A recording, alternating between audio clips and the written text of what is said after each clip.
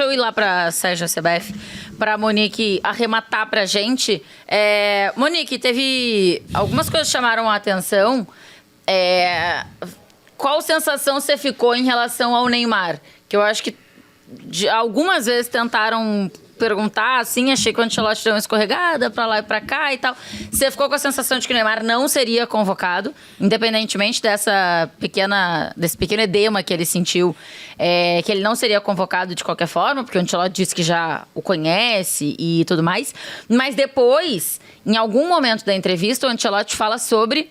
É muito importante, ele reforça, né? É muito importante para a comissão técnica estar 100% fisicamente. Você acha que esse recado é geral ou é um recado um pouquinho mais para o Neymar? Então, Tainá, eu tenho um pouco de dificuldade porque o Ancelotti, ele é bem escorregadio nas respostas, né? Ele, logo de cara, não responde 100% sobre o Neymar, aí outro colega reforça a pergunta, e nessa segunda pergunta, ele também não deixa claro se o Neymar não está vindo por conta do problema que ele teve ou se ele já não viria. E até em outros momentos, né, quando eu questiono ele sobre os critérios, porque no fim ele inicia dizendo que ele quer testar jogadores que ele não conhece, né, e aí ele diz, não é que eu não conheço tecnicamente, eu não conheço o caráter, a personalidade, e ele traz jogadores que ele conhece muito bem, tipo o Richarlison, o Casemiro, e o Richarlison especificamente, acho que nem é uma unanimidade, assim, então, e ele acaba escorregando um pouco nas explicações. A sensação que eu fiquei é que o Neymar já não viria, porque ele fala em uma das respostas, os jogadores precisam estar com condição física 100%, porque eu tenho muitas opções em todas as posições, e ele é taxativo. Quem não estiver 100% fisicamente vai abrir espaço para outros, né? Porque nós temos muita competência em todas as posições. Então eu já achei isso um recado, que é um recado geral, mas que claramente, quando se fala em geral, é um recado para o Neymar também, né? A pergunta, inclusive, fala sobre a ausência dos 3 principais jogadores, né? 3 dos 4, porque o Rafinha está convocado, mas não ter Neymar, Vinícius e Rodrigo num jogo no Maracanã, e ele fala, deixa claro que tem competência para todas as posições, quem não estiver 100% não será chamado. Então eu acho que nisso inclui o Rodrigo, inclui o Neymar, inclui todo o resto. E depois, mais para frente, quando ele é questionado se ele conversou com o Rodrigo e com o Neymar, ele diz que não, mas a informação que eu tenho é que o Ancelotti conversou sim com alguns jogadores, inclusive com o Rodrigo. Ele conversou também com o Ederson, o goleiro Ederson, foi procurado pela comissão técnica da seleção e recebeu a informação antes que ele não seria chamado, que eles querem, né, que ele aproveite esse início de temporada para aprimorar a parte física, para jogar, né, e para estar 100% para as datas FIFA seguintes. Então o Ancelotti sim conversou com alguns jogadores, procurou alguns jogadores. A informação que eu tenho é que não só nessa data FIFA, mas desde antes ele já tinha falado com o Rodrigo. E ele diz na resposta que não conversou ninguém. E quando ele fala assim, eu não preciso falar com o Neymar e com o Rodrigo para eles saberem que tem que estar jogando e que tem que estar 100% fisicamente para estar na seleção. O Rodrigo tem meu telefone, o Neymar não sei se tem, mas se quiser ele pode ter. Então, assim, mais do que o Ancelotti escorregar ou não ali na resposta de dizer se conversou ou não conversou, ele deixa claro que ele não precisa passar o recado para esses jogadores de que se não estiver jogando e não estiver fisicamente, não estará na seleção. Então eu acho que ele foi bem taxativo, né, nessas declarações, como um recado geral que nesse momento acaba incluindo alguns dos nossos principais jogadores, mas que é um recado coletivo de que o Brasil precisa de jogadores 100% fisicamente e com ritmo, né, estando atuando com minutos para que a seleção possa ter o melhor para essa Copa de 2026. Então acho que o grande destaque acabou ficando por conta disso. Até me surpreendeu, porque eu achei que ele fosse trazer menos jogadores da Europa. Pelo que eu tinha conversado com as pessoas aqui, a ideia, né, é que tivesse um percentual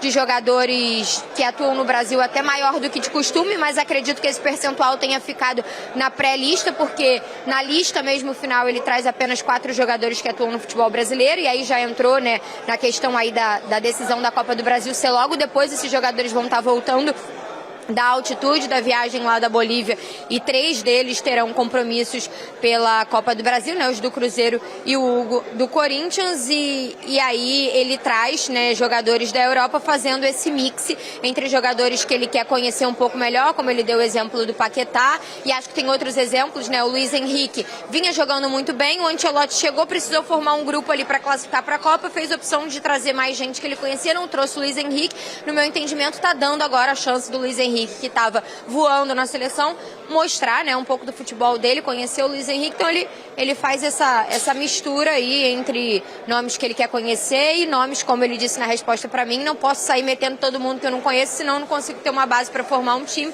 então ainda segue com nomes, né, como Alisson, Marquinhos, Casimiro, o próprio Richarlison tentando ter o Rafinha uma espinha dorsal aí para montar o Brasil para esses 2 jogos. Vai ser muito rápido, porque daqui a uma semana eles já estão se apresentando na Granja Comari, e aí a gente já vai poder acompanhar tudo com aquela cobertura da TNT Esportes que todo mundo já está acostumado. Bom, Monique, obrigada, viu, pelas informações, trazendo pra gente todos os detalhes antes e também depois, né? Aliás, a entrevista que a gente acabou de ouvir com o Samir Schaut, também Monique estava atenta ali para trazer pra gente. Obrigada, Monique, bom trabalho na sequência por aí, imagino eu que também depois na cobertura da Seleção Brasileira. Assim a gente encerra, tá? Essa prorrogação especial aqui. Eu concordo com a Monique, eu acho que esse, rapidinho, só para fechar, essa fala, ela... não sei se compromete, mas ela traz incertezas da volta do Neymar à seleção brasileira. Sim. Sim, sim. Evidente. Sim. Porque, e aí talvez, eu não sei o que o Neymar, o que o Ancelotti e a comissão dele entendem como 100%, porque 100% talvez o Neymar nunca esteja mais. Acho muito difícil. Não sei, gente. Eu acho que a gente tem que entender o que é 100%. Exatamente. Tá? Não é o Mas máximo que ele já fez, é o 100%. Tudo bem, mas é o... É 100% que é possível. Então, que é mas esse é um ponto. O 100% que o Neymar pode chegar hoje serve para ele? É suficiente para ele? Isso precisa ser equalizado. Isso precisa ser dito. Porque senão pode ser um recado muito claro que o Neymar vai demorar e talvez não volte para a seleção. Porque se ele está falando que o cara tem que estar 100% fisicamente... talvez seja uma coisa a dizer, ó, a volta do Neymar à seleção não vai ser tão simples assim. Ele não abriu o jogo com o Neymar, mas deixou o recado. E tá ok. Ele, na mesma coletiva que ele diz que o Neymar tinha razão, que ele não precisa provar nada, porque todo mundo já sabe o que ele pode fazer, na mesma entrevista ele diz, pra estar aqui na seleção nacional, tem que estar 100% do que você pode. Então tem que entender, o que o Neymar hoje pode de 100%, na visão dele serve? Se não servir... acho que a gente caminha para o Neymar não ser aproveitado. Acho que é isso que a gente depreende do que ele falou lá. Ele, de fato, foi muito escorregadio, tinha que ter a chance de fazer essa pergunta de novo, porque essa é uma pergunta...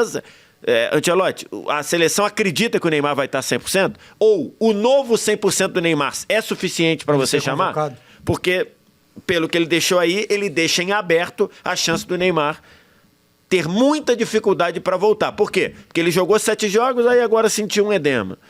Aí ele tinha jogado 7 jogos na outra, sentiu um edema, ficou 1 mês e meio, quando voltou, ficou mais 1 mês e meio. Então, assim, isso vai picotando para você atingir o 100%, né?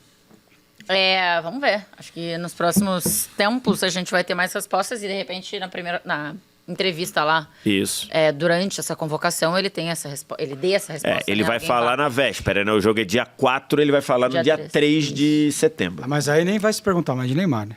Mas eu acho que essa pergunta deveria ser feita. Acho que não vai ser. Eu acho que essa pergunta... durante a coletiva... Eu acho que essa pergunta...